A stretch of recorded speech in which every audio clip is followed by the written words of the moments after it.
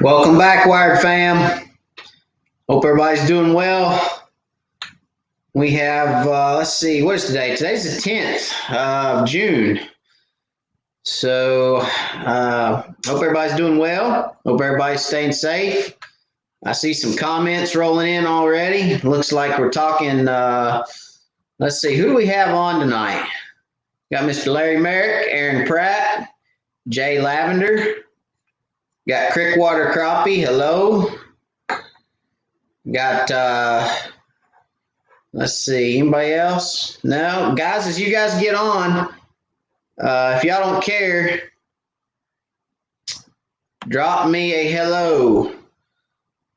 Blake Hawk, what's up? What's going on? Kip Wright. Kip says, got here early tonight. Glad you did, Kip. Welcome. Major Brown, what's up? Ashley, what's up? Hope everybody's doing well.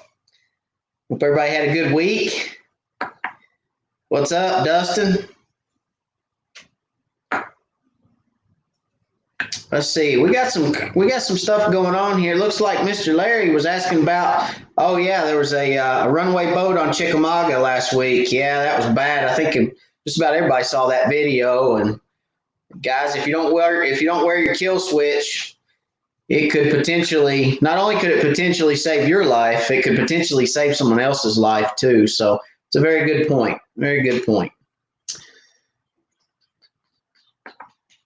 Let's see, who else we got here? Dustin Shepard, what's up? William Pettiford, welcome, William. John Nelson, welcome. Kyle, hello. Let's see, John's from Clinton. Let's see, who else we got? I'm always behind. You guys know my comments are always behind for some reason. They kind of trickle in and out. Well, while we're waiting on everybody to get on, let's talk a little bit about this last week. It's definitely summer, guys. Definitely got the summer boaters showing up. I'll tell a quick story. I actually went to the lake this weekend. Quick evening trip. Wanted to go get a show for you guys. Thought I'll run down, get a quick trip, and it'd be good. I knew the evening bite would be good for that full moon. The moon phase, evening bite's probably the best right now. Josh Hurst, hello. But anyway, so I ran down, went to put my boat in. On one side of the boat ramp, there was a big bay liner sitting there tied up. And then on the other side of the boat ramp was a runabout that was sitting on the ramp tied up. And nobody, the trucks, trailers gone, just boat on either side of the boat ramp on the launch. And I started backing down. I thought, well, that runabout could probably move easier. So I started backing down that side of the ramp, and he's looking up. He's just sitting there, and he's looking up, and I'm backing down. By the time I got my boat in the lake, I was probably about 4 to 6 feet from the front of his boat. My motor was about 4 to 6 feet from the front of his boat. And he's sitting in the driver's seat, just sitting there.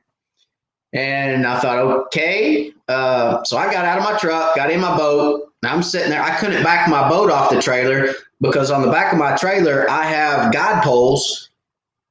I had to be able to back off enough to where I could get past the poles to get off the trailer, and I only had 6 feet of space in between my boat and his. So I'm just sitting there. I sat there for 5 minutes. Finally, I just kind of turned around, looked, and he looked at me 6 or 7 times, just stared me right in the face. And I thought, what are you doing? I said, sir, can I help you with something? And he said, no, I'm waiting on some people from the parking lot.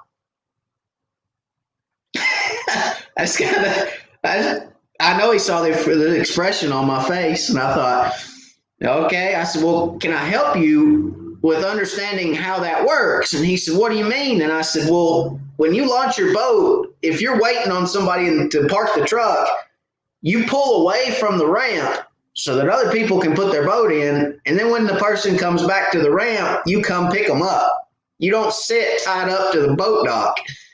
And he said, oh, do you want me to move? I said, no, it's cool. We'll wait till your people get down here. I'll just sit on my trailer and wait to go fishing later.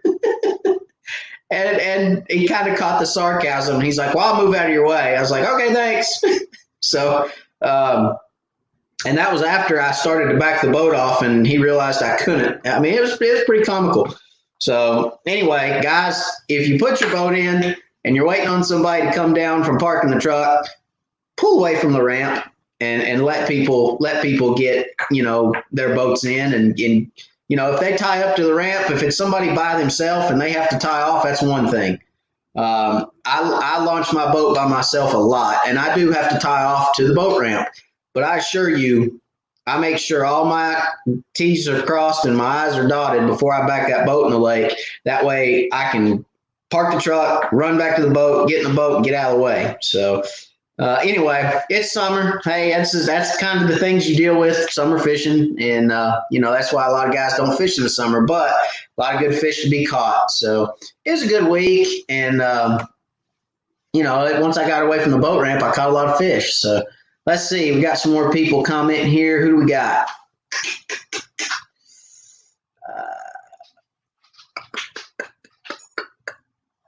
Josh Hurst, Ronnie Harris, hello. Sleep at the Reel, what's going on? Sup? Got Grant Bailey, how's it going, Grant? Yeah, what do you think about that, Grant? Grant says, hey, Matt, look at you being all fancy, like the new board behind you. Well, I figured you guys got tired of staring at a wall. So I put that together last night. So I just kind of had a wild hair and I told my wife it was like 20 till 9. I was like, hey, let's run to Lowe's. And she's like, they close at 9. I was like, yeah, no, get in the truck. Hurry. So we ran in. I literally got to Lowe's and the lady goes, you got 7 minutes. I was like, okay, that's all I need. I'm gone. So I ran through Lowe's, get everything I need and put it together. So it turned out pretty good. Thanks for noticing. Larry says people are so inconsiderate at the ramps. Had the same deal at Holy Circle the other day. Yeah, some can be. And Larry, some just don't know. Okay, let me say that. Some people just don't know. They put their boat in and they think, oh, I've got to wait right here until my people get back, or whatever the case may be. Some of them just don't know. So always try to be kind and always try to educate. People take education better from out of kindness than they do out of anger. So always try to stay kind and just kind of, coach them.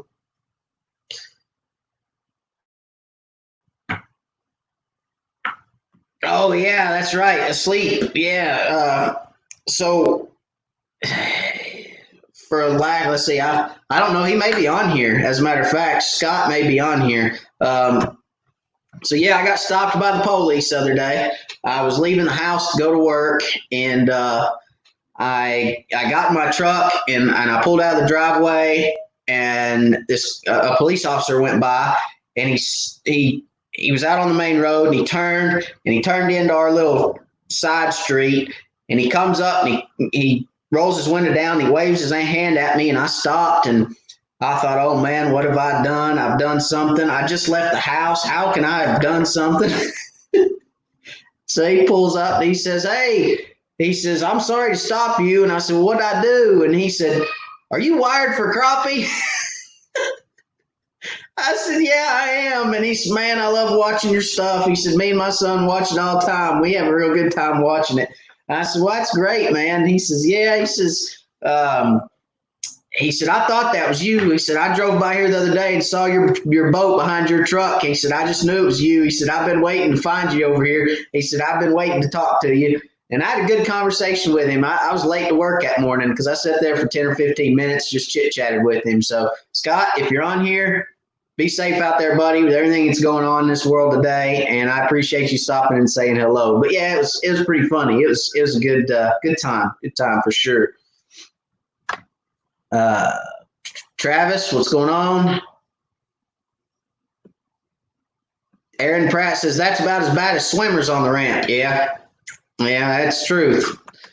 I've had a few of those. Man, I'll tell you, that scares me to death. I am terrified that I'm going to run somebody over. And when I start backing down a ramp, it terrifies me having kids on the ramp. It absolutely terrifies me because the way I learned to back a boat is with my mirrors.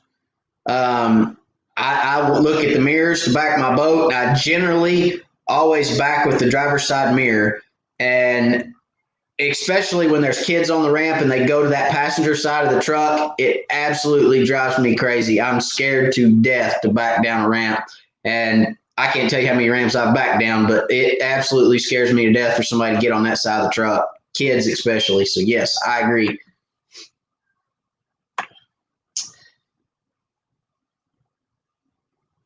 Sean Mitchell, hello. Matt Scotch, what's up? Brad Nelson, good evening. Moore, Oklahoma. Welcome, Brad, from Oklahoma. Fishing Lake Country. Hello. Will Russell, Knox Vegas. We got Knoxville, Tennessee. Mr. Russell, hello. Wade Burris. Thank you, sir. He said, really enjoy the channel. Lakeland, Tennessee.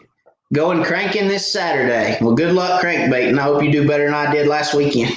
The fish were just not suspended last weekend. That full moon really messed with them. But that's why I said it's an afternoon bite for sure, because I caught tons and tons of fish in the afternoon. Anthony Marshall from Virginia. Sid Lewis, hello. Major Brown said, did he light you up to talk to you? No, he didn't light me up. Well, I take it back. I think he flashed them just to kind of get my attention, but he didn't really light me up. But yeah, it startled me a little bit. I was like, oh crap, what'd I do? I was like, all right, you know how it is. I mean, anytime a police officer wants to talk to you, you're just like, oh, okay, do I have this? Did I do that? Did I renew my tag? Oh, you just start going through everything in your mind, and then to roll my window down and him be like, are you wired for crappie? It was just like, woo, okay, yeah, let's talk. All right, I'm good. It was pretty funny. It was a funny experience. So.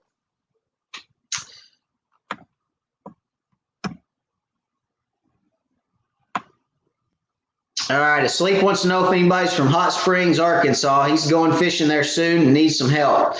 So if you're from Hot Springs, hit up Asleep at the Reel.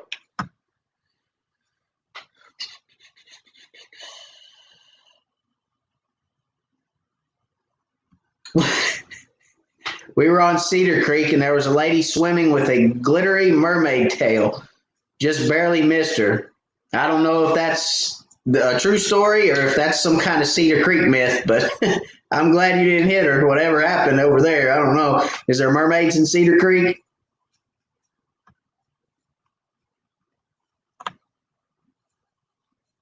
Steven, hello. He said, glad to be here live. He says, he's lately been watching after it's recorded. You're welcome. He said, thanks. You're welcome. I'm glad you're here live, Steven. Welcome.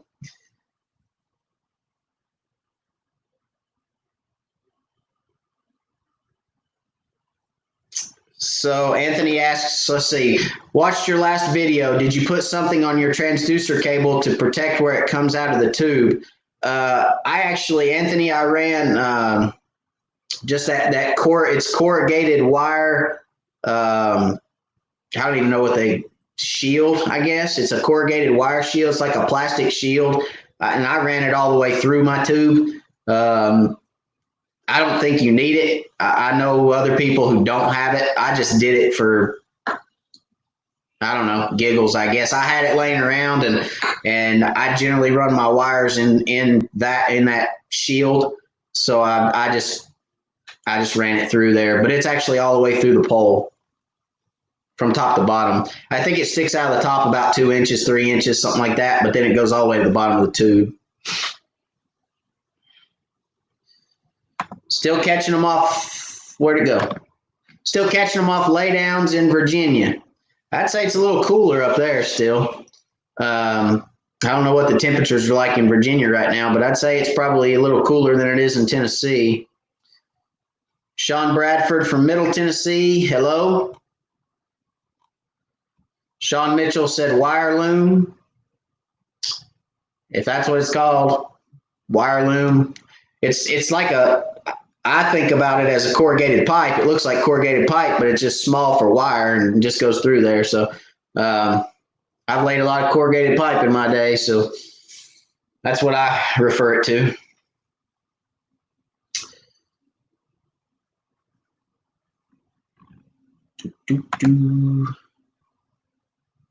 All right, let's talk a little bit about my last video for those that saw it, and maybe some of you guys didn't see my last video.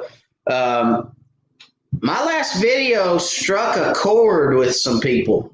I've gotten some phone calls and some messages from my last video, so let's talk about it a little bit. I was very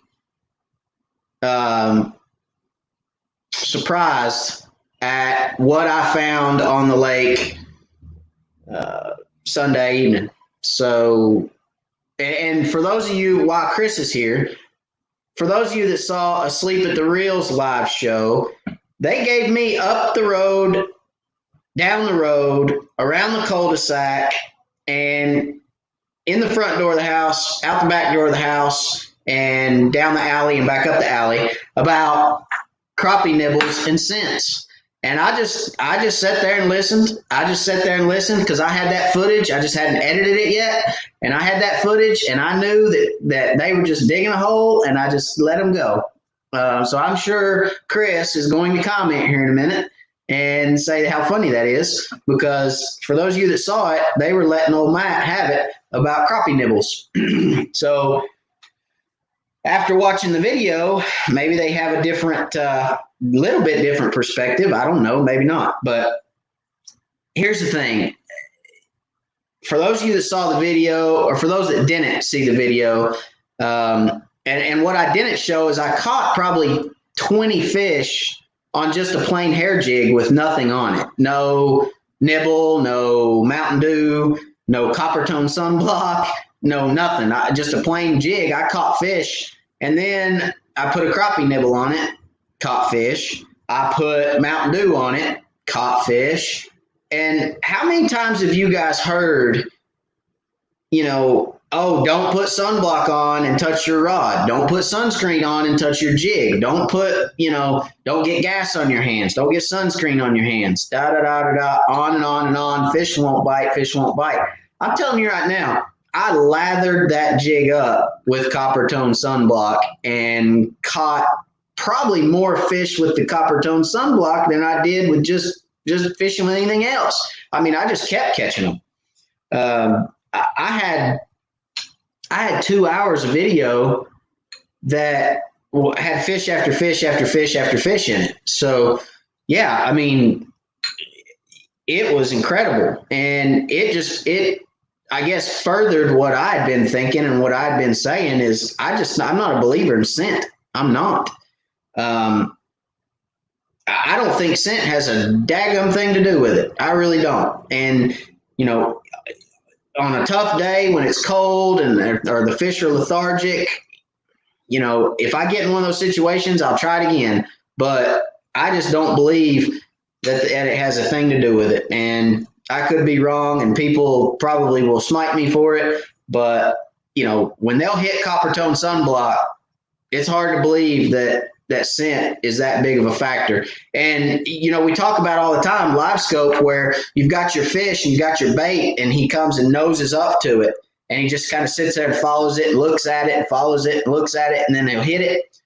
Did the same thing with copper tone sunblock on it. I had fish follow that jig for 6-8 feet before they committed to it.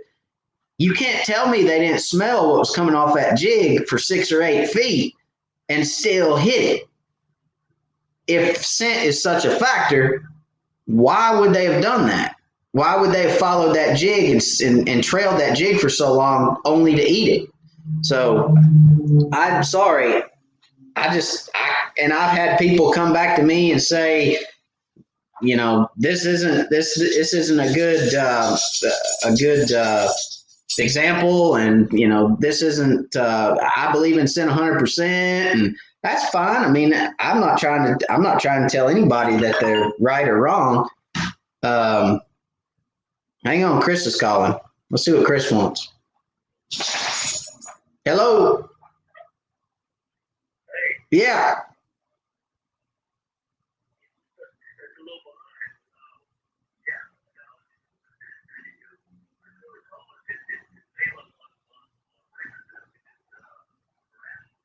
Hey, hang on. Let me put you on speaker. Hang on. All right, guys. We got Chris on the phone. Go ahead, Chris. Yeah, I just want to say for the record that we did not harass you for liking crappie nibbles, but just one of those things. We didn't go around on you, but anyway, that was a good video, my man. Well, thank you. I'm still not sure if they didn't put some crappie scent in the tube with the whatever it was. Yeah, anyway. The copper tone? I hear you. All right. All right, man. Hello, everybody. See y'all later. Hello, bye. All right. They didn't harass me, he said. Okay. Anyway, thanks, Chris. Appreciate you, buddy. So, there again, to go back, and it's hard for me to be a believer in scent, guys. It really is. Now, with that being said, let me say this as well. Let's talk about crappie nibbles. The scent side of a crappie nibble, no, I don't believe in it. I really don't. And these are crappie magnet slab bites. Okay. The scent side of this bait, I don't believe in it personally. That's personal opinion. If you do, fine. I'm not gonna say shame on you or anything like that. I just don't personally believe in the scent. Now, do I think these work? Yes. I think they work. I think they catch fish.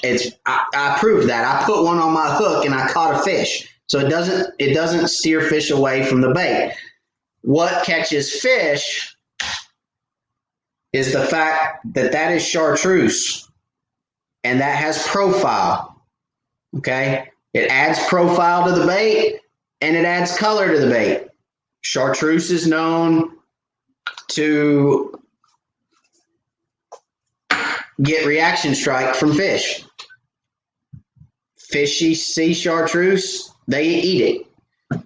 So, do I think crappie nibbles work? Yes, I think they do because they add color and they add profile. Other than that, the whole scent side of it, I don't believe in that. So, if you watched the video, thoughts? Did anybody think it was crazy that copper tone would catch fish, or did you think I wasted my time? I mean, be honest with me. I'm going to go back up here because I know I'm behind on comments. I'll let you guys comment on that a little bit, and I'll get caught up.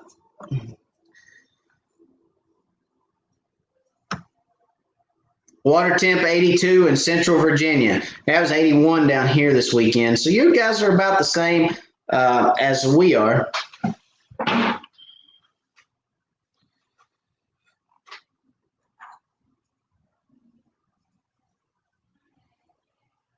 Let's see. I think that was a comment between asleep and creek water.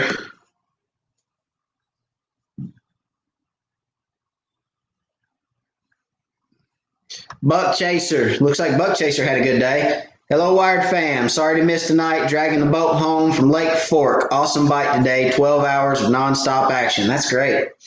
Good job, buddy. Glad you had a good day. Be safe on your travel home.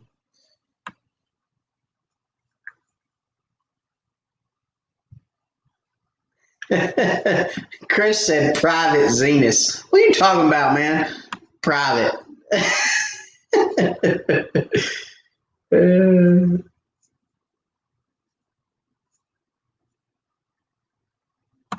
Sean said he thought the video was hilarious.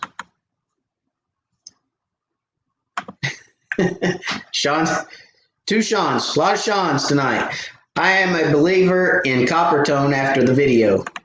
Hey, I caught fish on it. I mean, maybe it's got some kind of whale fat or something in it. Some kind of, I need to read the ingredients. Anybody know what the ingredients are to copper tone?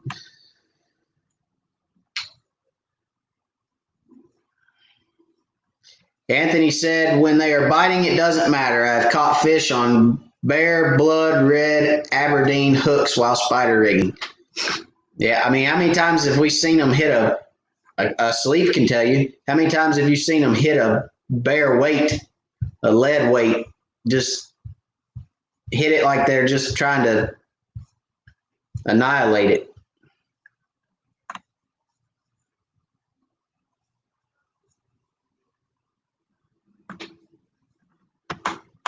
Nope, let me go down. I see a super chat.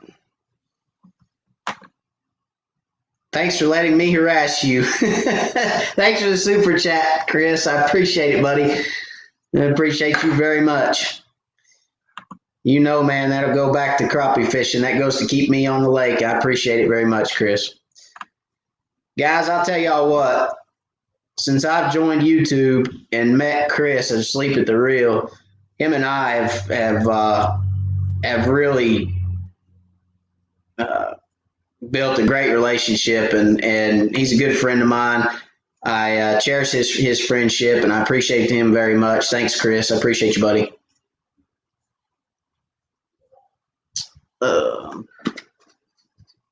And I lost my place now. I think he did that to me on purpose. He knows I always lose my place.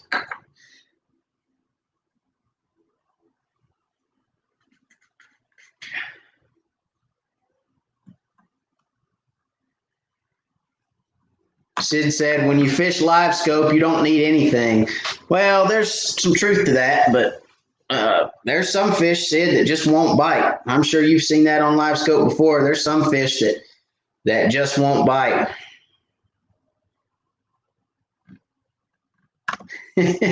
Major said, must have been copper tone unscented.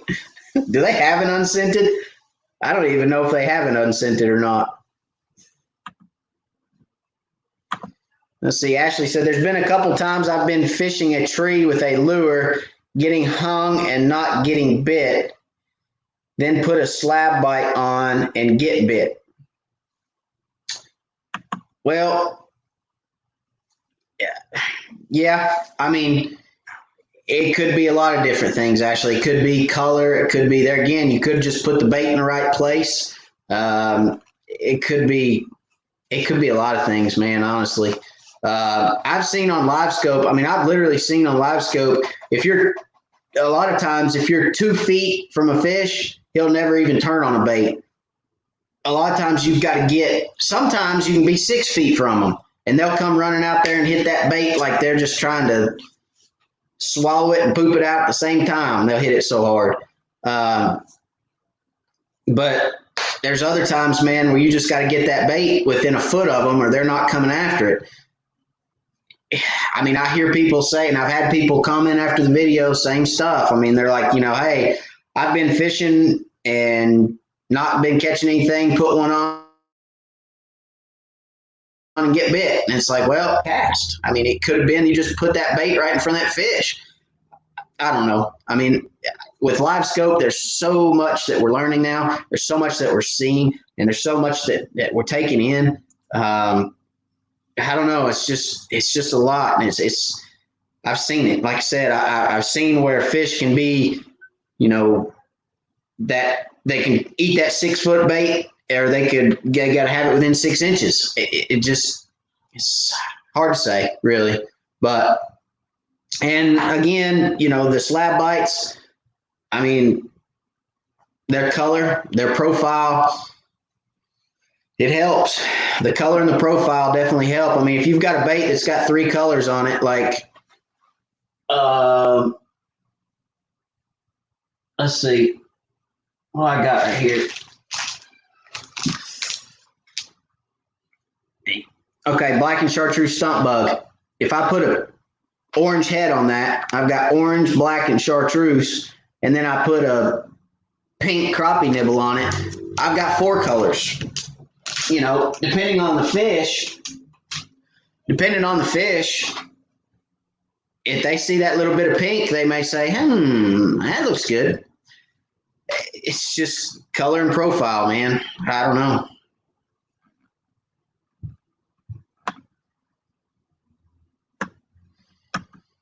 Asleep, let's see. In all honesty, I do agree with you. The scent portion of it does not matter in my opinion. It is the color I feel as you and I have talked about. Yeah, I mean, that's my philosophy. But I don't know. Not a biologist. I don't claim to be. Been to 5 Walmarts, no Mountain Dew or Copper Tone left. That's pretty good, Matt. I like that. That's pretty good. I actually had a guide, another guide call me earlier this week, and he said, I watched your video. He said, I always tell my clients if they put sunscreen on, they're not touching my rods until they wash it off. He said, I don't think I'll tell them that anymore. I said, yeah, I don't think you need to. So anyway, it was pretty funny. We had a good laugh at it too. It's, you know, I just had a really good time doing that video for you guys. It was something fun for me, and it was off the wall. I just had a really good time doing it. I'm already thinking about doing comparisons. Like, you know, you see all these different YouTubers doing comparisons of like scents where they're doing, and I'm not going to name any scents that have this scent and that scent. I'm thinking about doing like gas and diesel, or 2-stroke oil and 4-stroke oil. I mean, the sky's the limit, guys. You know, you never know. I mean, hey, where's it end at? I don't know. So in all honesty, though, I just had a good time. Yeah, it was fun.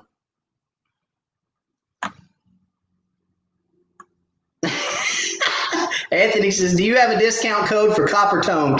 No, I don't have one for Copper Tone, buddy. I'm sorry. I may reach out to them, though. I may reach out to them and send them a video and tell them to their promotion needs to be different. Or ask them if, hey, in California, Copper Tone's known to cause cancer in fish. I don't know. Sid said it was crazy. Matt, Copper Tone 2020. Hey, at least the fish won't get sunburned lips this summer, okay? I was trying to help them out. I was trying to make sure they didn't get chapped lips.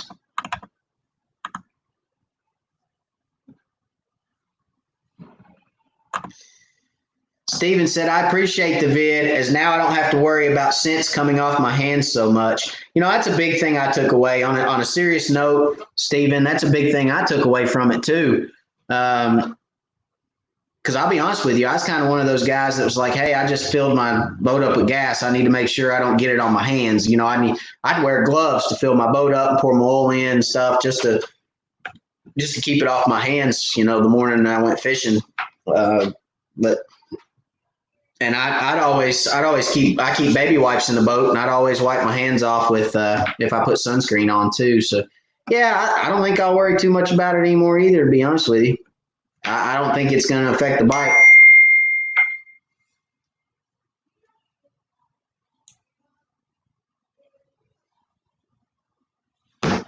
All right.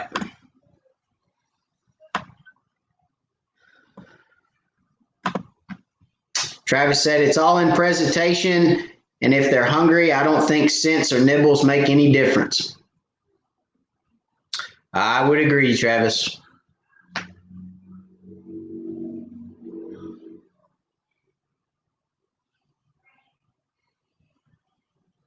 I would agree. Let's see. Ashley says, and I don't have many brush spots in a close proximity on Norris Douglas, and usually if they're inactive on one, they are on all.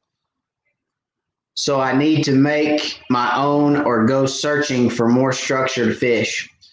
That's kind of the name of the game, Ashley, is, you know, the more spots you have, the the higher the percentage of yield. And by yield, I mean the higher percentage of catch. So, you know, if you have one spot to fish and you go to that spot and there's no fish there, then you're just up a creek at that point. But if you have 150 spots to fish, you go to the first one, there's no fish there. Okay, on to the next one, and then on to the next one, and then on to the next one. The more spots you can locate on the lake, the more time you can put in idling. Something that I do is if I fish for 6 hours, I always try to idle for at least 2. I like to take at least a quarter of my day and just idle around looking for structure. I'll look in all depths too. No matter what time of year it is, I'll look in all depths. I'll look at shallow stuff. I'll look at deep stuff. I'll look on creek channels. I'll look in creek channels. I'll look on points. I look on ledges. I'm trying to hit everything I can because at some point during the year, I'll be able to fish that stuff. I mean, if it's in 5 feet of water, then, you know, I'll go back there during the spawn. If it's in 25 feet of water, then I can fish that in post-spawn summer pattern. So, you know, I look everywhere that I can, and I try to spend several hours each time I'm on the water just idling around looking for stuff. So you can never have too many brush piles marked, that's for sure.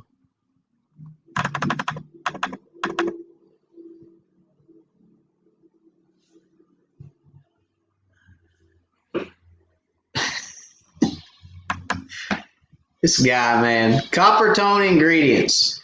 Tuna extra, R3794 fish egg scent, dechlorized something, FPA pilla, whatever, something, crappie pee, crappie poop, and a few other things. You might have had me until crappie pee. Once you said crappie pee, you was out the window. That's pretty good. Phil Pickett, hello. He says, hello, Wired fam. Hello, Phil.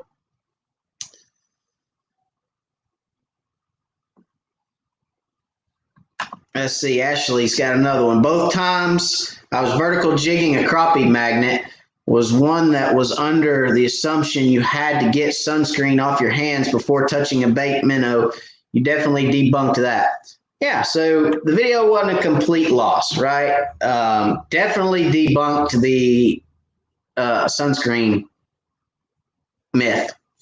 So maybe we'll try to debunk some other myths. Maybe we'll debunk, seriously, I mean, maybe we'll debunk gasoline next. I don't know, though, because I don't know that I want to throw gasoline in the lake. So maybe we won't do that one, but I don't know. Maybe we'll look around at some myths and see if we can't debunk some more. Oh, got me a super sticker. Matt Scotch, thank you very much, sir. I appreciate the super sticker and the donation to the channel. Listen, guys, everything that comes into the channel goes right back into crappie fishing. I assure you, it helps me stay on the water, helps me keep my boat healthy, helps me keep my rigs rigged up, my baits, my line, my rods, my this, my that. It helps me stay on the water filming for you guys.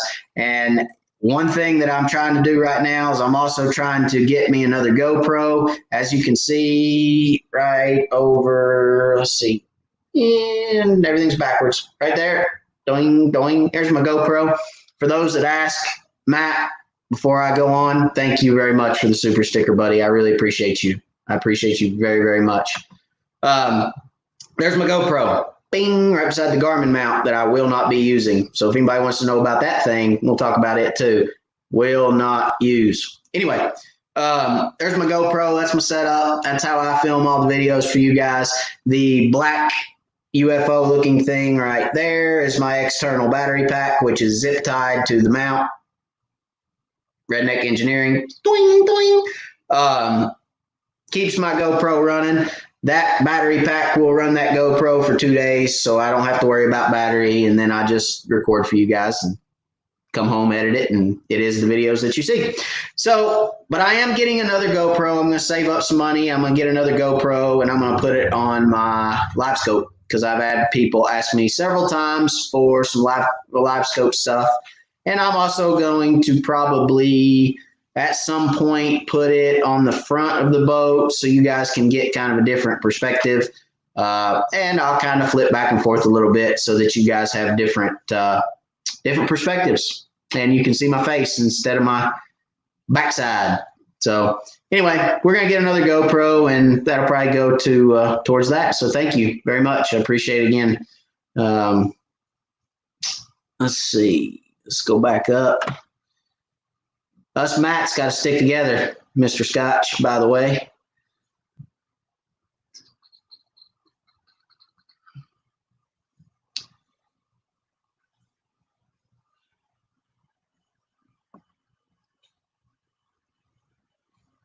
Let's see. Jay Lavender, rigged up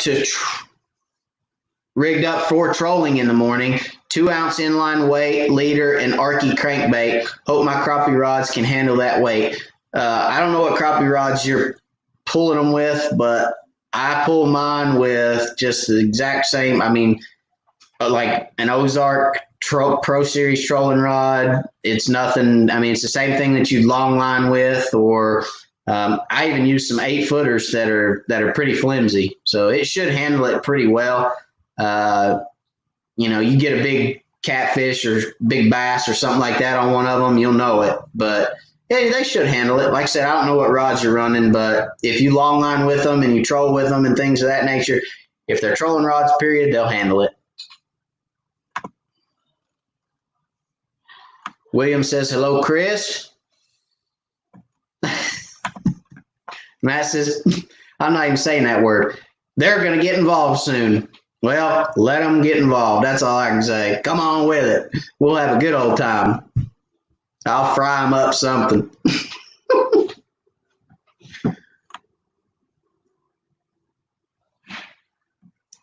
All right, Larry says, Mr. Larry Merrick, last time I was out in Sail Creek and got 3 bass, 2 good ones, but just 1 crappie.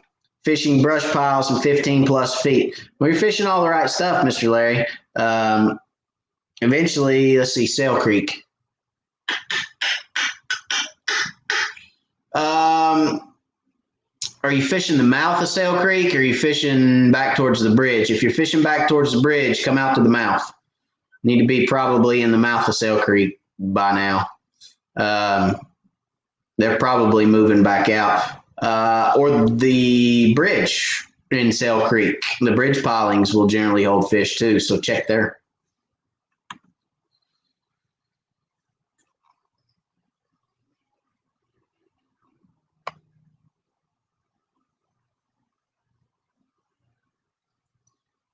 Let's see.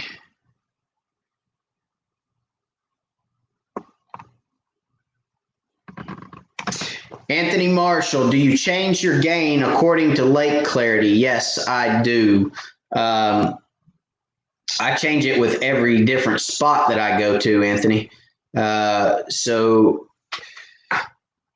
let's say I'm fishing one area. I may be fishing at, generally I'm running 65 to 72, somewhere in that range. If it's real silty, I may go down even into the 60 range, but I'm generally running 65 to 72, somewhere right in there. But it will vary. So every time I pick the boat up, put it on plane and move, I will adjust the gain.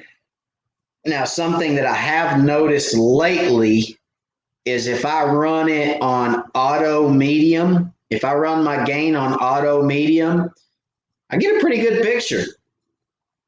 I'm pretty happy with it, honestly. And it pretty much does everything for you. So, I don't know. I've only done it a couple trips. I just played with it a little bit. Generally, I am the guy that adjusts it every single time. I adjust my depth. I adjust my forward view, depending on if I'm on a dock or brush, and depending on how thick the brush is. If the brush is not thick, if it's sparse cover, I'll fish anywhere with a forward view from 35 to 45.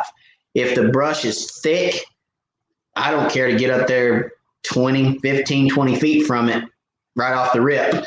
Because fish on sparse cover spook easier than fish in thick cover. If you got fish in thick cover, a lot of times you can pull right over top of them with the motor running. They're going to stay right there because they feel safe.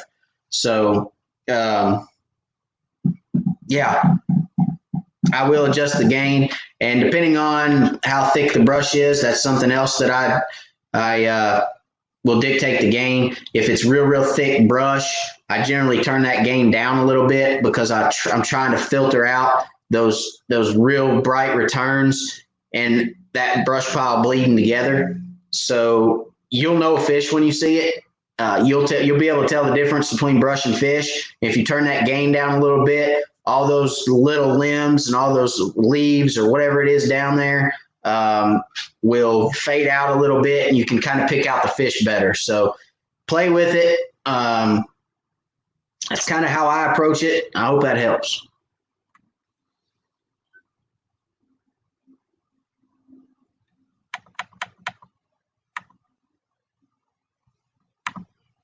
Brad Nelson brought home a 2020 low, favorite 198 today, prepping for fish tomorrow. Congratulations, Brad. Glad you got you a new low. Low makes a great boat. I know you'll enjoy it. Let us know how you do. Let us know how the maiden voyage goes.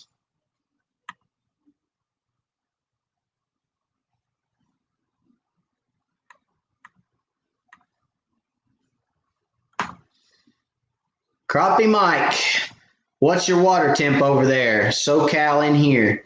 We've, let's see, we're at, well, when I fished Sunday afternoon, it had all day, sunny day, Sunday to warm up, but it was at 81. So I'd say morning, you're probably around 73, 74. Afternoon, 80, 81. Sean Bradford, thoughts on perspective view? Well, I'm glad you asked, Sean, because I just used it for the first time a couple weeks ago. It works. I will say that. It works. If you are looking for fish under shallow docks, or you're looking at shallow structure, you're looking for bedding fish, it works. And I like it for those purposes. Let me say that. I like it for those purposes. But most of my fishing year round happens 10 feet plus. Most of my fishing, 90% of my fishing happens 10 feet plus. And with perspective view, you can still see those fish that are deeper, but picking out your bait, especially a 32nd ounce jig, is very, very tough, if possible at all. I think maybe I saw a jig a couple times, but I'm not positive. For that purpose, I'm out. I'm probably not going to run perspective view. I'm going to update my unit just because I haven't updated my unit at all since I got it. So I'm going to do the update. I spent some time on the phone with Garmin and talked to them about updating the unit.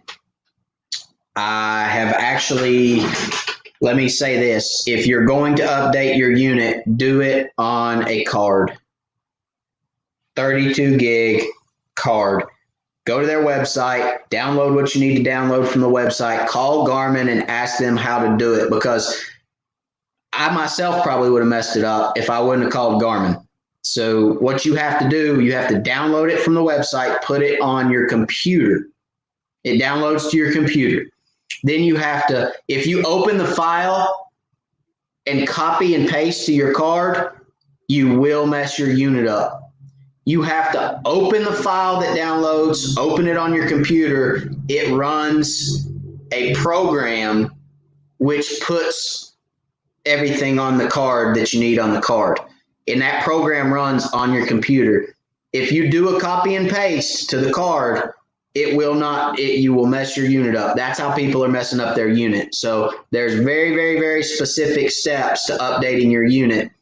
And it works when you put it on the card and do it the way Garmin says. I know that because, as you guys know, me and my fishing partner, we have a third LiveScope. It is a 93 SV. It's in a portable bag that we use for tournament fishing. So we can run 2 LiveScopes from tournament fishing.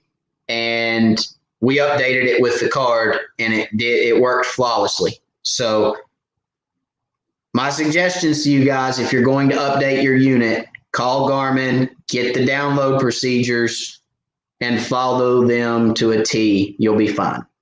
So anyway, I'm going to do the download, but I'm not going to run perspective view. So if anybody is planning to run perspective view and needs one of these, that one hasn't been opened yet, and I'll sell it to you because I'm not going to use it. So anyway, if you need one, hit me up, let me know, leave a comment here. I'll get in touch with you, or shoot me an email. Let me give everybody my email again. I'm going to type it in here.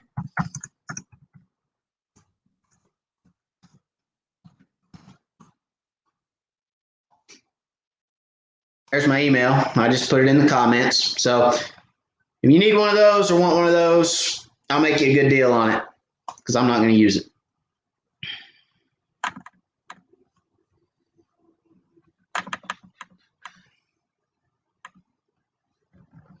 Hunter Mitchell, thinking of going to Telco near Lauderdale tomorrow. How deep would you start? 15 to 20 feet plus. Yes. That's exactly where I'd start. And don't be afraid to go deeper.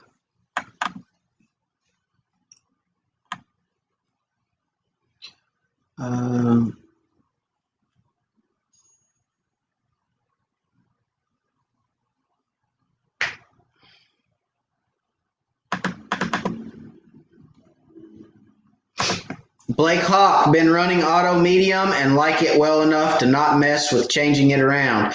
Yeah, that's kind of something that I've been playing with too, Blake. And like I said earlier, it works. It works pretty well. And I can move from spot to spot and it picks up pretty good.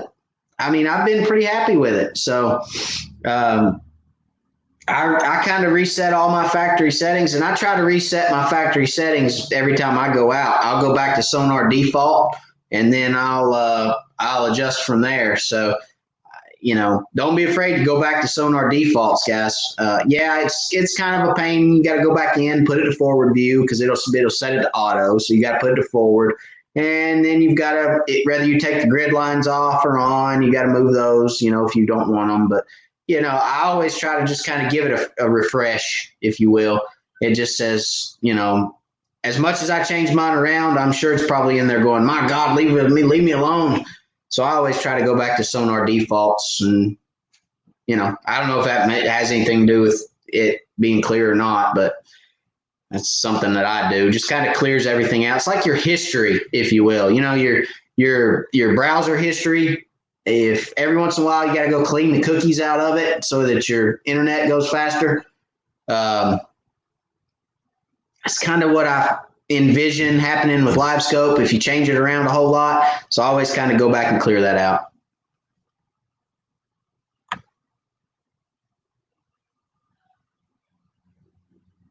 Sleep said he's got to go early morning. He's taking an Army soldier fishing. Well, good luck to you guys, Chris. I appreciate you being on, buddy. Have a good one. We'll talk at you later. I'll call you and make fun of you later, tomorrow, sometime.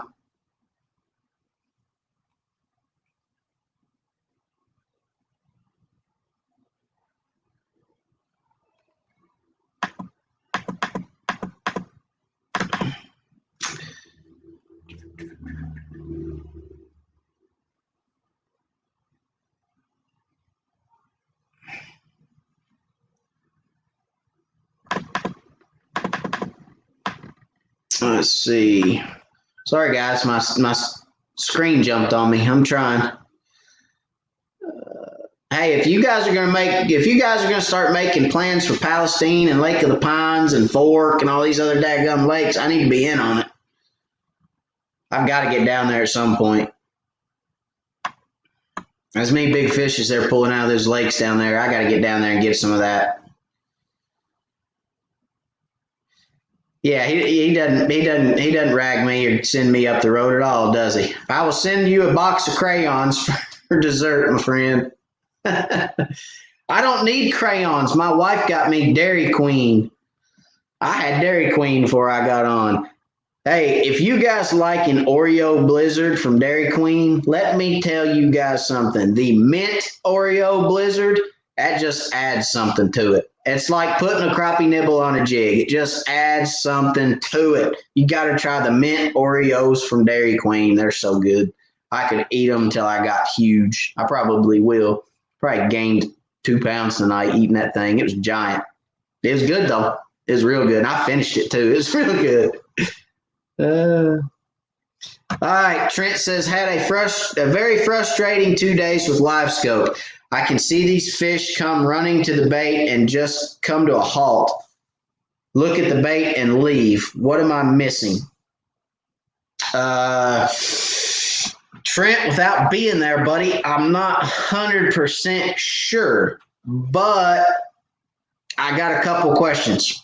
So when you see the fish running towards the jig, do you change the action of the jig? And what I mean by that is if you're swimming a jig and the fish comes running at it, do you stop? Or if the jig's sitting still and he comes running at it, do you reel it? Or do you change the action of the jig at all if you see a fish coming? A lot of times, and I've noticed it myself, a lot of times if a fish commits to a jig and that jig changes action, it'll turn him off and he'll go right back to where he came from. So I'm not saying you're doing that. I'm just asking a question, or is that something that could be happening? Or it could be that it's not crappie.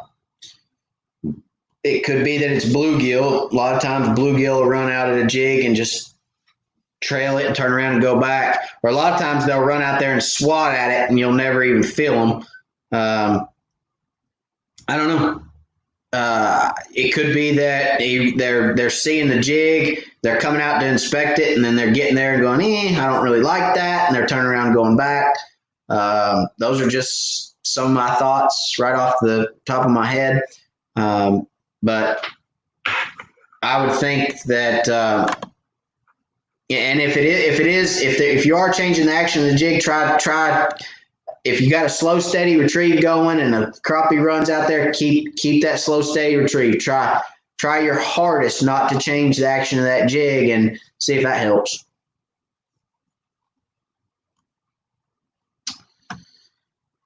Can you explain your camera setup? Yeah, sure. So I've got my camera on a tripod. Okay, it's a collapsible tripod. Let me collapse it so that it's not sticking me in the leg.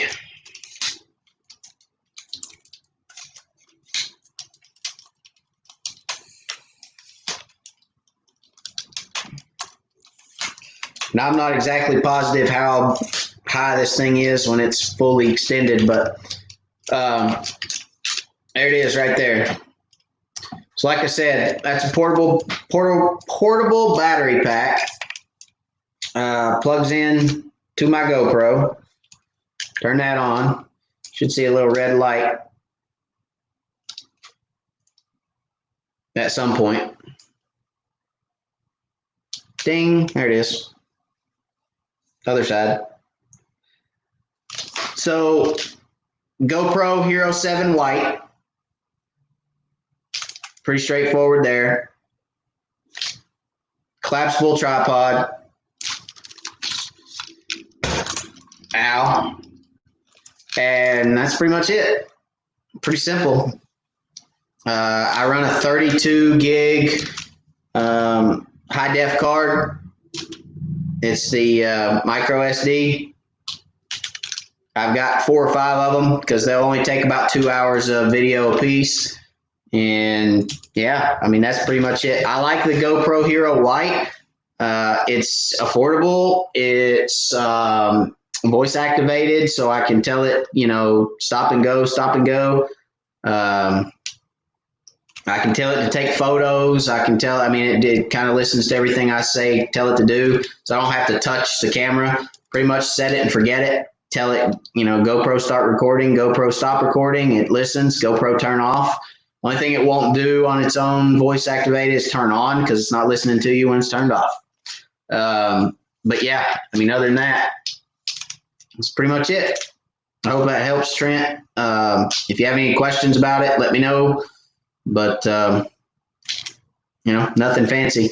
And I do have extra battery packs. I don't have one. This one, I believe, is just a Walmart brand battery pack. I can't even remember what the amp hour is on it. I think it's like a 3 or 4 amp hour or something, or maybe it's a 7 amp hour. I can't remember, but it'll run this GoPro for as long as I need it to. For a full day's fishing, it'll run it. Actually, several days.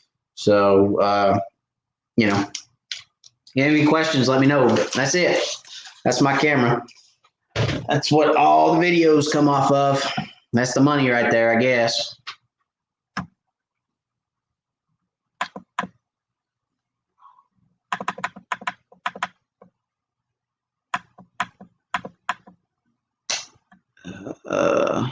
Sean Bradford, got to hit the bed. Want to thank you for all the valuable information and the time you give to all of us. Well, you're welcome, Sean. I appreciate you for being here and being a part of the channel, being part of the Wired fam. And we'll see you next week, buddy.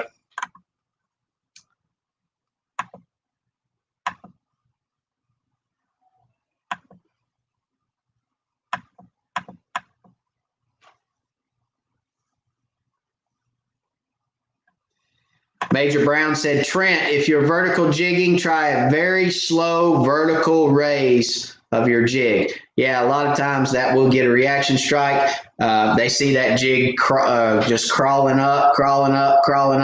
They can't help but hit that jig. So that is a very, very good tip, Major Brown. Try that and see if that works. Something that you can see on LiveScope, especially I've seen it with other species too, but crappie especially. So if your jig's sitting in the water and there's a crappie underneath it, and he raises up and he's looking at your jig, let's say your jig is just above him or right in front of him. If that fish drops his tail, you can bet he's getting ready to eat that jig. If you see that drop, if that fish drops its tail like that right there, that's a strike position, and they're getting ready to eat that jig. So keep that in mind. And I've seen fish come out of a brush pile, jigs falling. I've seen fish come out of a brush pile, jigs sitting there. They'll actually come down and then up and hit that jig. I've seen that I don't know how many times. So not to say crappie won't strike horizontal or even down, because I have seen fish eat a jig at a downward angle. But if you see that fish turn nose up at your jig, it's pretty good bet he's getting ready to strike it. This is all stuff that we never knew before LiveScope. Before LiveScope came out, we never knew any of this. We knew there was a thump. We didn't know that they would drop that tail and hit that jig. But 90% of the time, if he's sitting there looking at that jig and he turns like that, if you're not moving the jig and he turns, he's getting ready to eat it.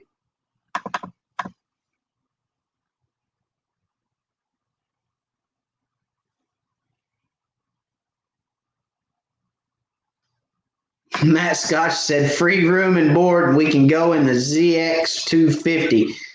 Meet up with a sleep and hit Fork, Lake of Pines, Palestine, or even better all. I'm all for it. I think we need to do a around the world Texas tour and just go hit all those lakes. I'd love to. If I can ever get my wife to let me go, I'm going. That's for sure. I would love to fish those lakes. I grew up in Southeast Texas. So I grew up Beaumont, Port Arthur, Groves, Port Neches, Corpus Christi area. Spent some time in Galveston when I was a kid, and we used to go down there vacay a lot. And yeah, I've got some Texan in me. You know, I think that's why Chris and I get along so much. But yeah, anyway, I'd love to get back down there, and I'm going to it one of these days. I've still got some real good friends down there, plus Chris, and not that he's not a good friend; he's a good friend. But I'm saying I've still got some childhood friends down there that I talk to. So need to get down that way for sure. And when I do, I'm bringing the boat, or I'm going to holler at one of you guys, and you guys can take me, one or two. That may be even better. All right, Wade Burris, can you explain your method of trolling with crankbaits and using inline weights versus long line? Sure. I'm trying to think if I have an inline weight here. I don't think I do. I don't have one in here. Let me grab a crankbait. All right, we're going to say that, oh, I got one out of the box right here.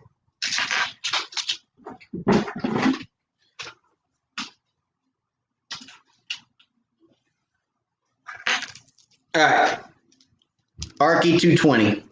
This is generally what I'm pulling, not this specific bait, but this profile. I will pull this. I mean, it's kind of a fire tiger crawl. I really like that color. But anyway, the profile, the Arky 220, is what I pull a lot of the times. Probably 75% of the time I'm pulling these crankbaits. They've got a really good rattle in them. They've got great hooks. As I say that, I stuck one in my thumb. They've got very sharp hooks, straight out of the package. They've got a great bill. They run fairly true. I've had a couple of them that spin on me, but for the most part, they all run true out of the box. You just need to check them before you put them down, but good crankbaits. Okay, so for the sake of this demonstration, we're going to say these crappie nibbles are our inline weight, okay? The inline weight that I use has a swivel on the top and then just a hook on the bottom to tie your line to. So I do not have swivels on both sides. I've only got a swivel on the top. One swivel is enough. You don't need two swivels. So I've got my main line comes down to the inline weight. Okay. I run 6 pound tests. I've actually run as little as 4 pound tests, but generally when I pull crankbaits, I try to use 6. 6 pound to my inline weight. I use about a 36-inch leader. I will not go any less than 2 feet. So 24 to 36-inch leader in between my crankbait and my inline weight. And then I use 6 pound leader, tie it to the inline weight and to the crankbait. I do not use a swivel or a clip on my crankbaits. I tie my line directly to the crankbait. Okay. Probably the best, Scott.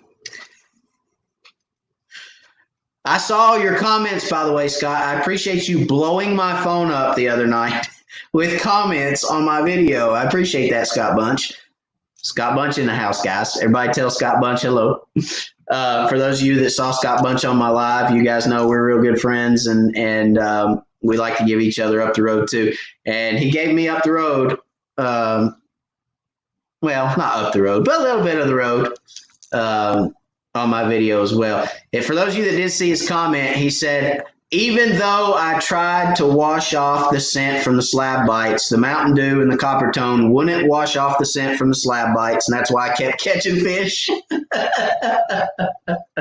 That's a pretty good comment. I liked it. I chuckled. And he put it on I don't know how many comments you put, Scott. It was like 10, I think. But anyway, okay, so 24 to 36-inch leader from the weight to the crankbait, okay?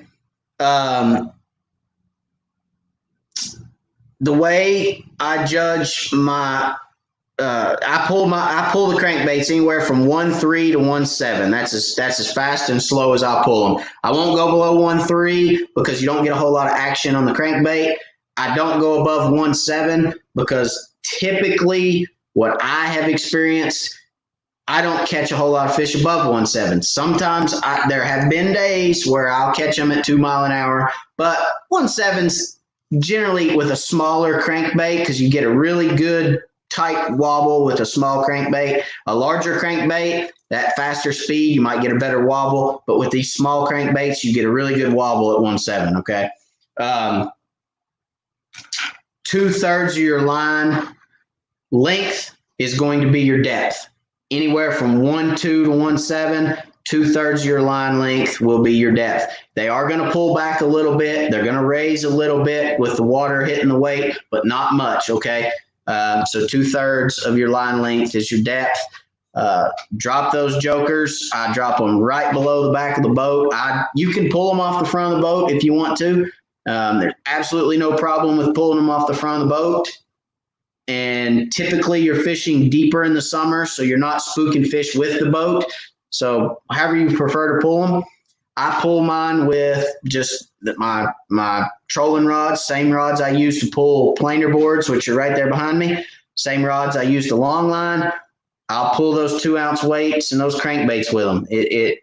They'll handle it. So that's the way I like to pull them. I'll stay on I like flats in the morning, main lake flats next to the river channel. I like creek channel ledges and river channel ledges in the afternoon. So I'm trying to catch those fish coming out of the creek channel and out of the river channel to those flats in the afternoon, and I'm catching them as they're moving off the flats back to the creek or back to the river in the morning. So that's how I like to pull mine. The difference in that and long lining, you can achieve the same thing whether you're pulling the inline weights or you're long lining. The only advantage to doing it with the inline weight is you don't have as much line out. Okay, you can pull any crankbait you want to pull. You can pull it with that inline weight system, and you can achieve the depth that you want to achieve. No matter how big that bill is, you can achieve the depth that you want. Okay, and you can pull, like I said, you can pull any crankbait. When you're long lining, you cannot pull these baits 15 feet deep. It don't matter how much line you let out. You can't pull that bait. That bait is designed to run 2 to 6 feet deep. You cannot get it down to 15 long lining, but with that 2-ounce weight, you can. You can get it as deep as you want. So that's one advantage. And another advantage of pulling them with the inline weights is when you go to turn, you can turn that joker on a dime. You turn that boat around, those inline weights on the inside poles, the inline weights are just gonna hang vertical, just straight up and down. They're just gonna sit there until you make your turn, and then they're gonna start pulling again. No tangles, and you can turn the boat on a dime. When you're long lining crankbaits, you got to turn wide, because if you don't, you're going to tangle them up. So that's kind of the difference between pulling them with the inline weight and the long line method. I hope it helps. Good question, Wade, by the way. Thank you.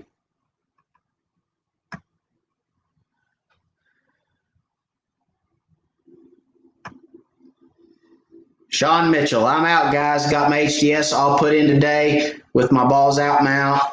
Come in today. Looking forward to tomorrow. Have a great rest of the week. You too, Sean. Thanks, buddy.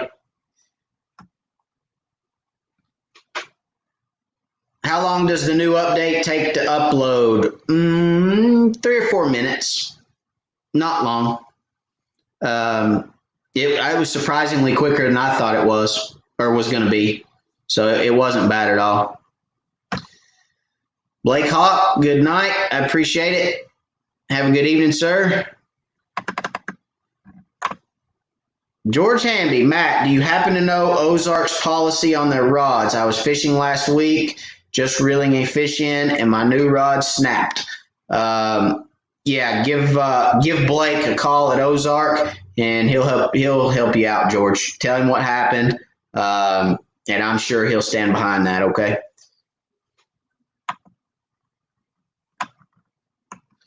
William Pettiford, Have a great night, Wired family. Before I go, how about hitting that like button? Matt, thanks as always. Thank you for your service. You're welcome, William. Thank you, buddy. I appreciate you being here every week. I see you every week, and I appreciate that. Have a good one. We'll see you next week.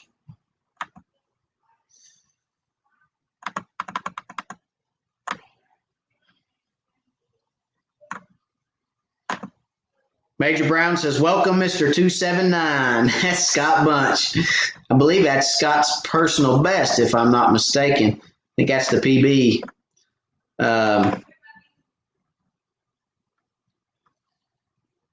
Let's see here. All right. Did I make it? Oh, let's had some more come in.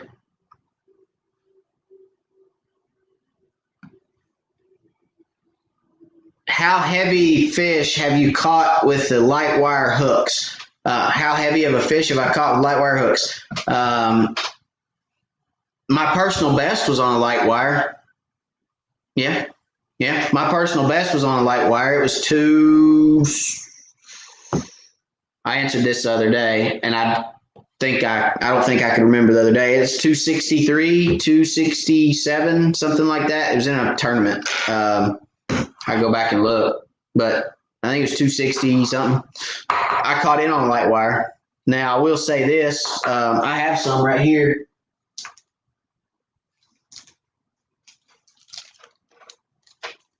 Let's see if I can compare these for you guys. I will say this: if you're going to catch 2-pound fish on a light wire hook, check it after every fish.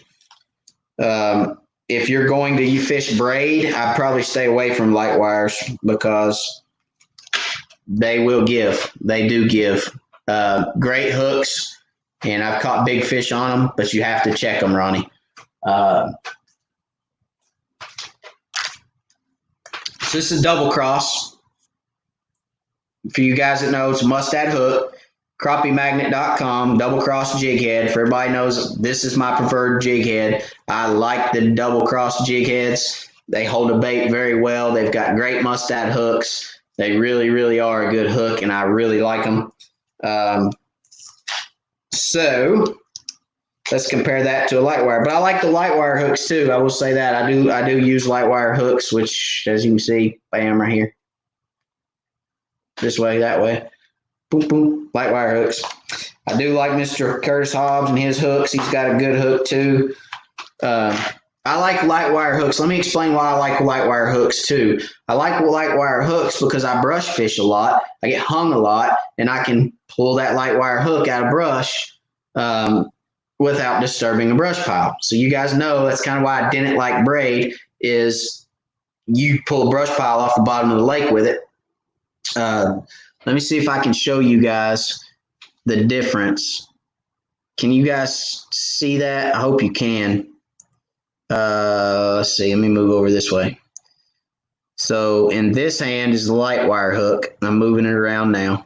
In this hand is the mustad hook. And you can see the diameter of those hooks. That mustad hook has got it's twice the diameter almost of that light wire. So, if I hook these two together, you can see, let me turn it up. I hook these two together and pull, you can see which one's given. Is that light wire hook. Okay. That mustad hook never moved. That light wire hook is straight. So, I like a light wire hook, but the other good thing about a light wire hook is you can reach up there with your finger and bend that joker right back. Now, the more you bend it, the more it's going to get flimsy. The flimsier it'll get. So that's right back to the way it needs to be. But for big fish, I caution you with a light wire hook. Just check it after every fish if you're going to use it. Let me make sure I put these back in the right package. Advantages and disadvantages to everything, isn't there? Even copper tone.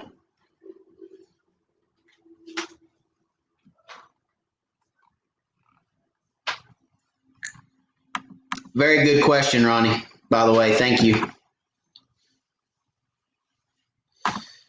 I don't computer. Looking for a dip net with a long handle. Any recommendations? Is it an Ego net, Ergo net, Ego net, right? EGO. I have an Ego net. Had it for years and years and years. It's got the rubber net on it. I love it. Absolutely love it. And if mine got thrown in the lake tomorrow, which every time I take my 4-year-old, I think it's going to get thrown in the lake because he plays with it in the lake. If he ever drops it in the lake, I'll go buy another one. It's dependable. It extends and collapses every time. It hadn't got, knock on wood, it hadn't got bound up yet. So I would buy another one tomorrow if I lost it or broke it. So an Ego net, I buy the silver one, not the red one. The red one with the push button extension, I don't like. It's very heavy. I don't prefer it. I prefer the silver one with the black plastic net.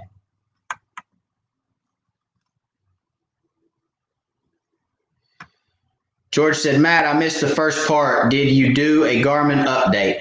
I did a Garmin update, George, on my partner's 93 SV, which is in the portable bag that we use for tournament fishing. It's our third LiveScope system.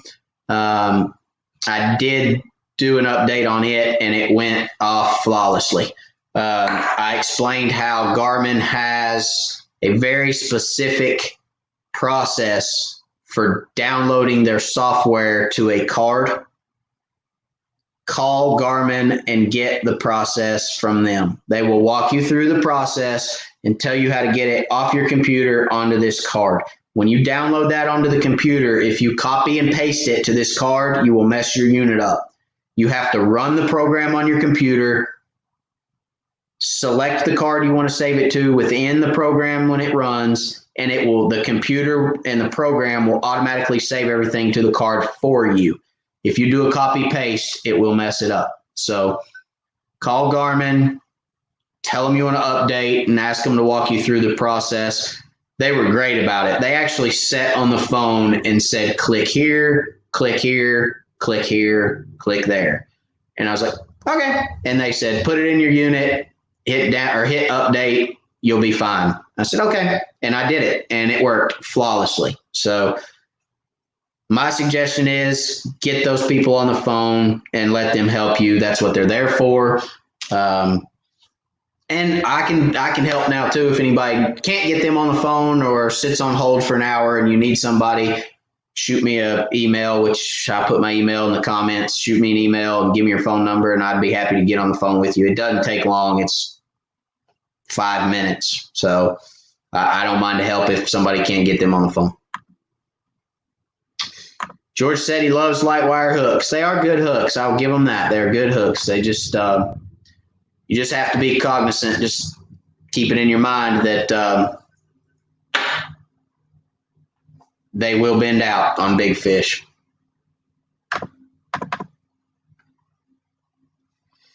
Phil Pickett, I want to thank you for the dock shooting video. I started slow reeling my jig back after watching your video, and I definitely caught a few more crappie from every dock that I caught crappie at. Good deal, Phil. I'm glad. You're very welcome for the video, and that's what I'm here for, buddy. I do my best to try to help anybody and everybody. So I'm glad you caught more fish, and good job, man. Good job catching more fish.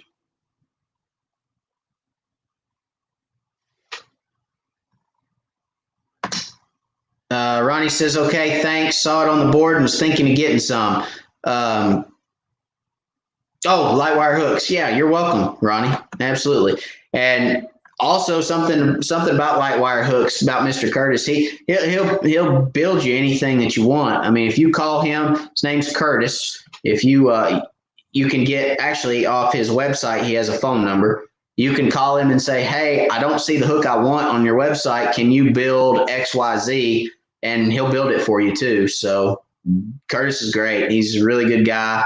Tell him I sent you, and tell him send you some samples, send you some different stuff. He's got aspirin heads, he's got Mena heads, he's got round heads, he's got a bunch of different stuff. He's got pony heads, he's got a good assortment of different jigs and different hooks. He's got eagle claws, mustads, he's got sickle hooks, he's got size 2s, 1s, 4s, 6s, whatever you want, he's got it, and he can build it. So great guy, Curtis Hobbs at Lightwire Hooks. Tell him Matt Zenas sent you. He let's see, I'm trying to think. Does he know me as Wired for Crappie, or does he know me as Matt Zenas? I can't remember. But hey, tell him Wired for Crappie sent you. Tell him Matt Zenas sent you, and he'll hook you up. He's a good guy.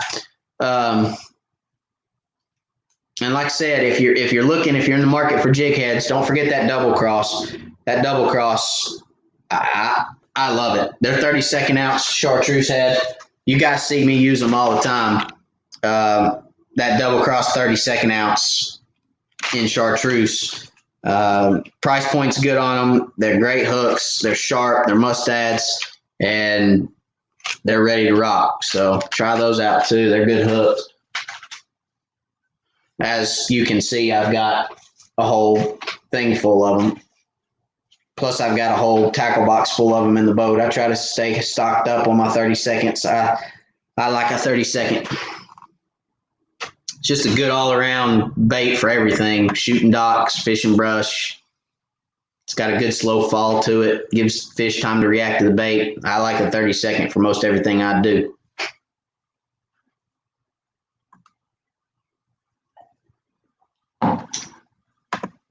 George Hamby, thank you for the super chat, buddy. Little fuel money for some scanning new spots. Thanks for everything. Thank you very much, George. I appreciate it very much. Like I said, it all goes back to crappie fishing. Goes back to me going out and doing what I do for you guys. And I appreciate it very much. I don't take it lightly. And I assure you it'll all go right back into crappie fishing. Thank you, George. I appreciate you, buddy.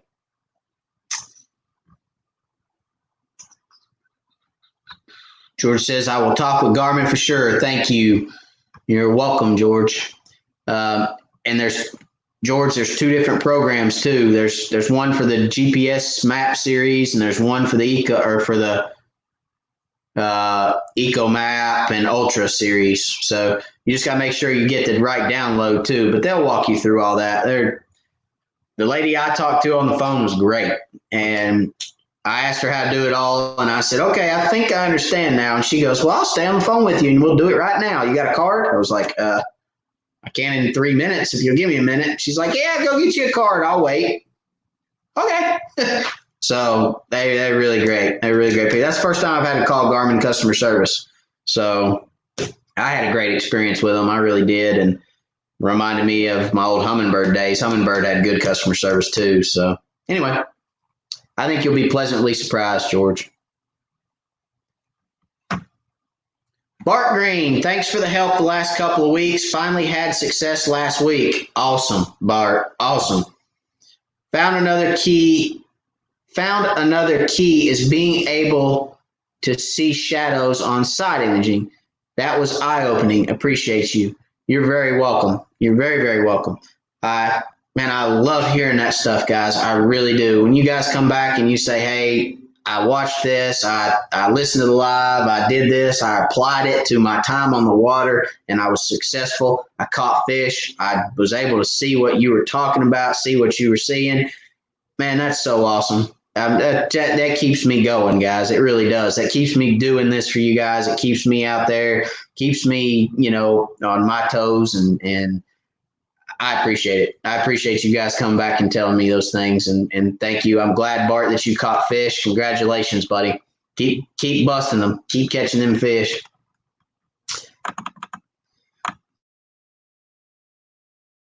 So I'm to the end of unless I hadn't caught up. So I'm going to talk for another minute or two, see if any more questions come in. I'll give you guys, if y'all have any more questions, comments, or anything, please let me know. Drop me another comment. Like I said before, I'll stay here as long as you guys ask questions, and I'll just kind of talk another minute and see if anything else comes in. How's that sound? Because I am to the bottom of the feed now, which is surprising. We've been on for an hour and a half, getting ready to be an hour and a half. Generally, we run about 2 hours. So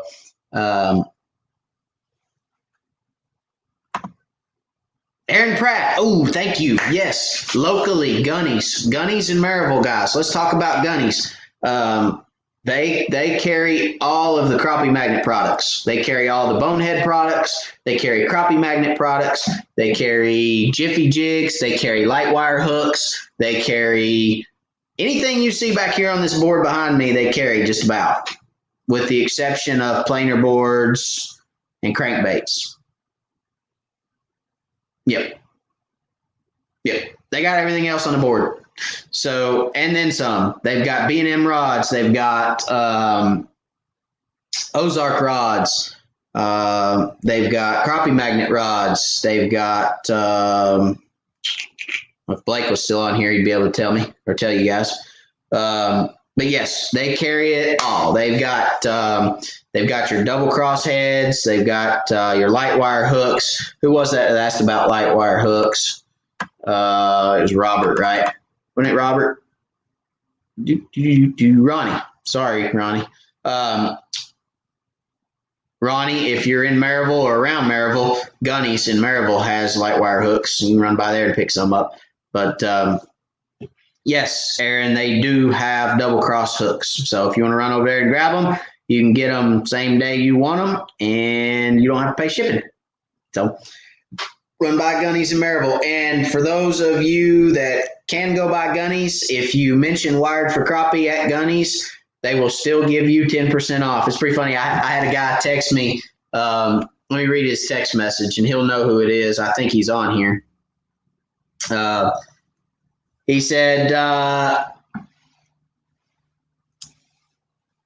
so he sends me a message. He sends me a text message earlier this week, and he says, "Hey, man, I mentioned you at Gunnies, and they still gave me 10% off." And I read that, and I thought, what's he mean? They still gave him 10% off?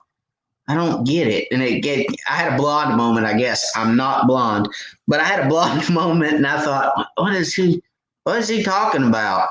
And then I read it again, and I thought, oh, okay, I get it now. And instead of charging him 10% more, they gave him 10% off. Oh, okay, I get it. So it kind of threw me for a loop there for a minute. But no, if you mention Wired for Crappie at Gunnies, they will give you 10% off. So hit them up, get your 10% off, Aaron, and get you some good hooks, buddy.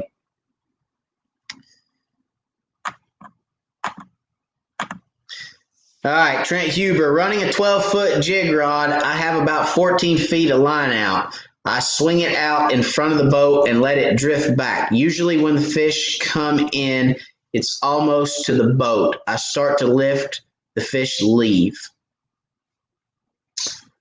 Okay, Trent. So that's because the action of that jig is changing, okay? Try to, if you see a fish, try to stay back off him a little bit, pitch across him or pitch behind him, and then just kind of let the jig fall behind the fish, okay? And then swim the jig by him and just keep swimming it. Keep that consistent retrieve and see if that fish will commit. So what's probably happening, okay, is that let's see if I can do this on the screen. It's hard because everything's backwards to me. So if that jig's swinging like this, and then all of a sudden it stops, it bottoms out, okay, and stops, and then goes up, that's unnatural to the fish. So a lot of times, if you've got something, it's falling, and then it starts rising vertically, it's like, wait, what? No. So try throwing that bait past the fish, okay? Let it fall behind the fish, just about 6 or 8 inches above him, okay, behind him, and then swim it just over top of his head and just kind of swim it. But give yourself enough space in between the boat and the fish that you can swim it in case he trails it. You've got enough space to keep swimming it to get him to commit to the bait. If they don't want it that way, my suggestion would be don't pitch it out. Just drop it straight down.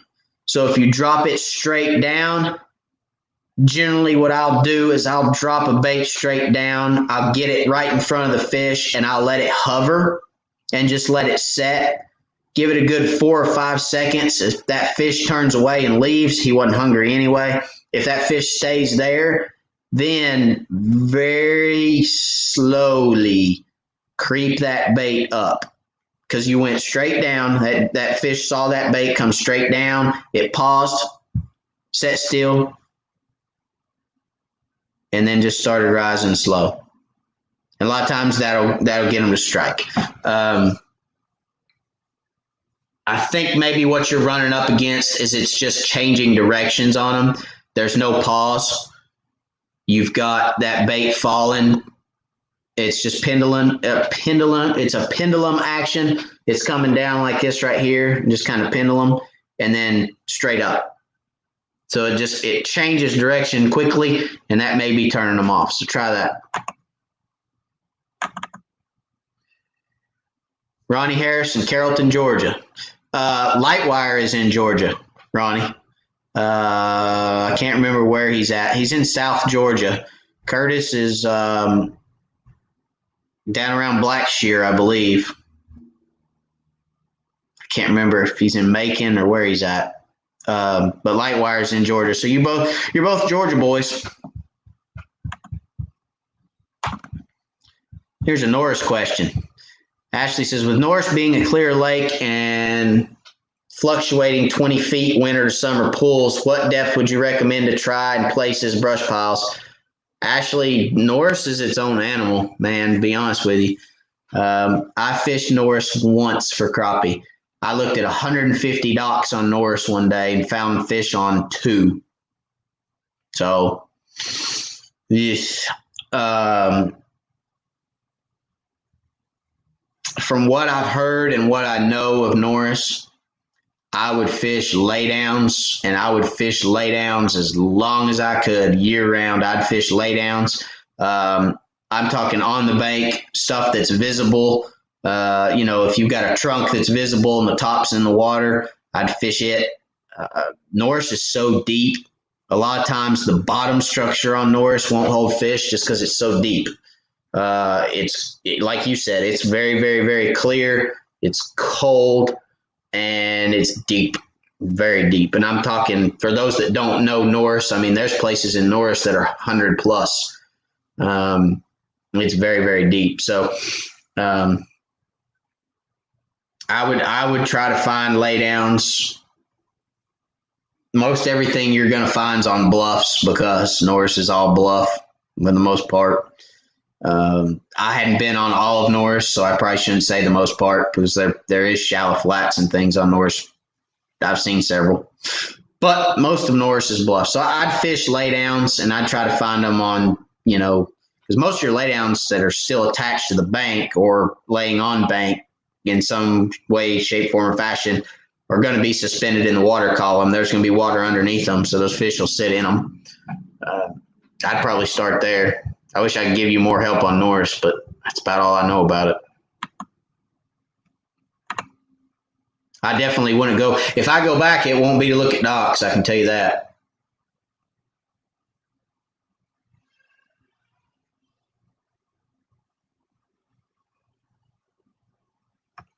Here's a good question. Bart asks, what is the longest length rod you can use to shoot docks? Or is it based on the distance between your boat deck to the water line? No, the boat deck to the water line doesn't really have much to do with it, Bart. It has more to do with the distance between your boat and the dock than it does the boat deck to the water. There's a sweet spot, okay? Too close to the dock and you've got too much of a vertical angle, or you got too steep of an angle and your jig won't bounce. It'll just dig into the water too far away from the dock, and you can't get your jig underneath it. So underneath it far enough to get to the fish. So there's that sweet spot, and I've used 6-footers. Okay, I've used 4.5 footers. I've used 5 footers. I've used 5.5 footers. I've used 6 footers. I've used 6.5 footers. I've used 7 footers. I've used 8 footers. And there was one time in a tournament when I set up to troll and trolling didn't work, and all I had was a 10-footer, and I used a 10-footer. So my sweet spot for a rod to shoot docks is 6 foot. That's my sweet spot. Can you use a 7-footer? Can you use a 7-footer? Yes. Can you use a 4.5-footer? Yes. But my sweet spot is that 6-footer.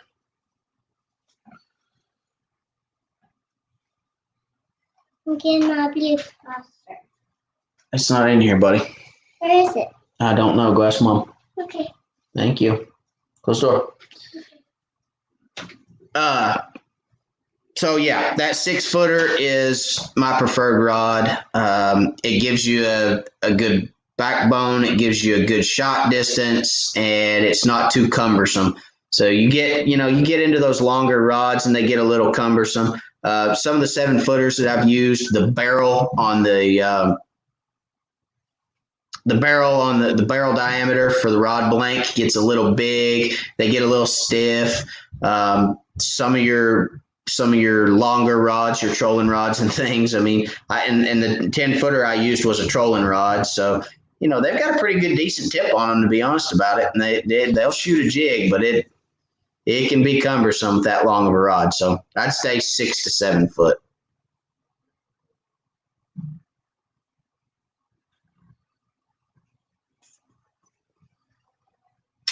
All right, Larry Merrick says, with the weather we had, with the water level up and down so much, how do you think the spawn went this year for the crappie? I think it went okay, Larry. I think there were a lot of spawning fish. I think they spawned quick. A lot of them did.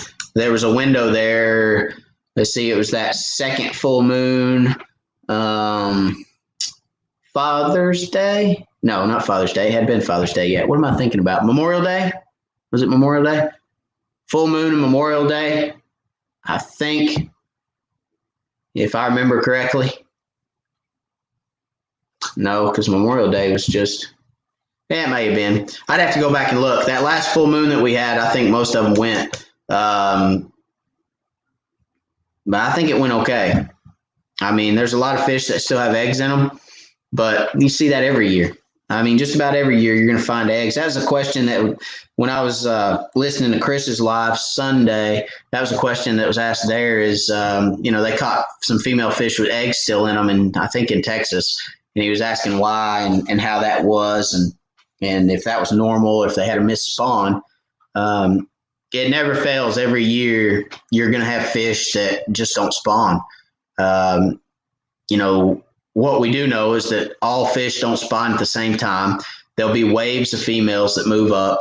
And if a wave of females moves up and, let's say the males hadn't prepared enough beds and she gets up there and there's no bed for her to lay in, she'll move back out. She might not run again. That may be the only time she runs up to the bank. Don't know, but a cold front comes in. It may push them back out.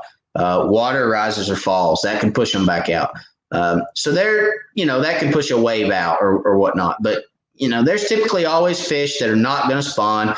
You're always going to catch fish with eggs in them. Sometimes if you catch fish with real milky looking eggs, like they're deteriorating, that's because they are. The females will actually consume those eggs. Those eggs will get broke down. They'll go right back into the fish's body. They consume those, or their body does. And then they'll produce more eggs next year. So if you get a fish with real pale looking, khaki looking eggs, there's no bloodline in them anymore, and they just kind of look mushy and just kind of falling apart because they're breaking back down, and the fish is, doing their natural thing. So, but I think it went okay.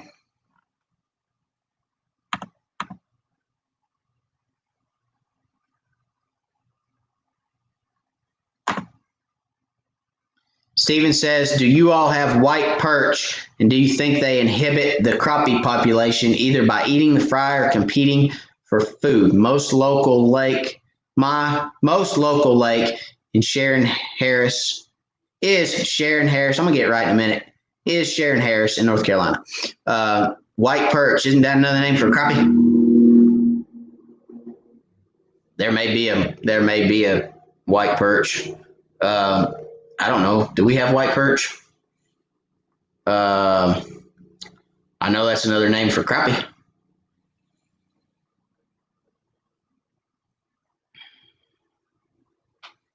Let me look. When all else fails, Google. When all else fails, Jujo. Oh, okay. Is that the same thing as a white bass?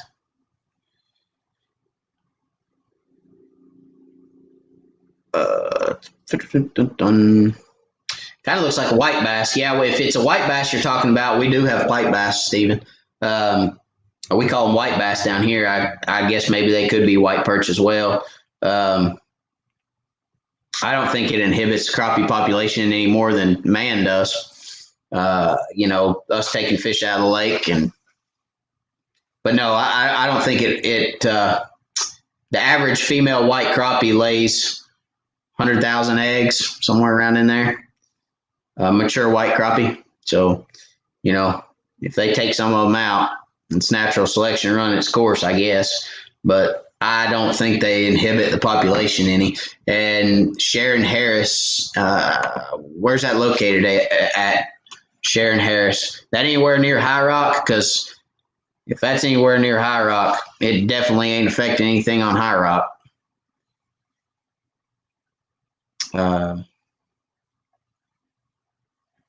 Sharon Harris Reservoir, North Carolina, North Kakalaki. Let's see here.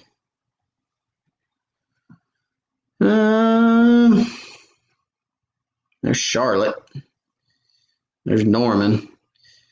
So it's in between Norman or High Rock is in between Norman and Sharon Harris. So I don't know. I mean, I assume they have those in High Rock. I don't know, but High Rock's population is definitely getting it for sure. So I don't think it affects anything here, to answer your question.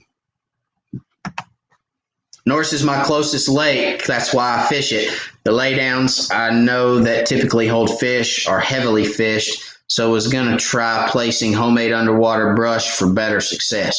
Actually, if you can find the right water depths, I'd say go for it. But your problem, like you said earlier, is going to be you're only going to be able to fish them half the year because you're going to have two sets of brush piles basically on that lake. You're going to have summer brush and you're going to have winter brush, because in the winter, your summer brush will be on the bank, and in the summer, your winter brush will be in 45 feet of water. So, you're just going to have two sets of brush piles. But, if you can put them out, it'd probably be worth it. You just got to make sure you put them out in the right areas. JT's all outdoors. Dang, I'm late for this party. Just got in off the water. Well, welcome, JT. We're glad you made it. Sorry that you're late, but hey, there's always next week, my friend. Bart Green, good night. God bless. Eddie Gregg, 2 different fish. He said white perch and white bass are 2 different fish. Well, to answer that question then, Eddie, or to follow up that question, I don't know that we have white perch here because I've not heard of white perch. We have yellow perch, but I've not heard of white perch. So if that's the case, then I could be wrong. I'm not going to say that I know for 100% fact we do or do not have those. I don't know that anybody knows for 100% fact what we do and do not have. They say we have Asian carp, but a lot of anglers out there that hadn't seen another one yet. There's one guy that said one jumped in his boat in Chickamauga, but nobody else has seen one yet. So I don't know. I don't know if we know what we have and what we don't have, but Steven said thanks. You're welcome, Steven. All right, guys, we've been on for 1 hour and 49 minutes. I am to the bottom of the feed now. We're going to call it a night. I appreciate you guys for watching. I really appreciate everybody joining. Eddie Gregg said you were right. Yeah, there's a lot of stuff out there we probably don't know about, Eddie. But anyway, like I said, I appreciate y'all for watching. Thank y'all for doing everything y'all do for the channel. I appreciate everything. I can't stress enough how much I enjoy doing this for you guys. I really do. It's really become a great pastime for me, and I just flat out enjoy it, guys. I enjoy getting to know each and every one of you, and spending time with you guys every week, and gives me something to look forward to. So I appreciate it. Thank y'all again for everything. Be on the lookout for a video this week. And don't forget, 9 o'clock next Wednesday, we'll be live again. Bring your questions. Be thinking about some different stuff. And we'll see you guys next week. Hope everybody has a great week. Stay safe out there. And God bless, guys.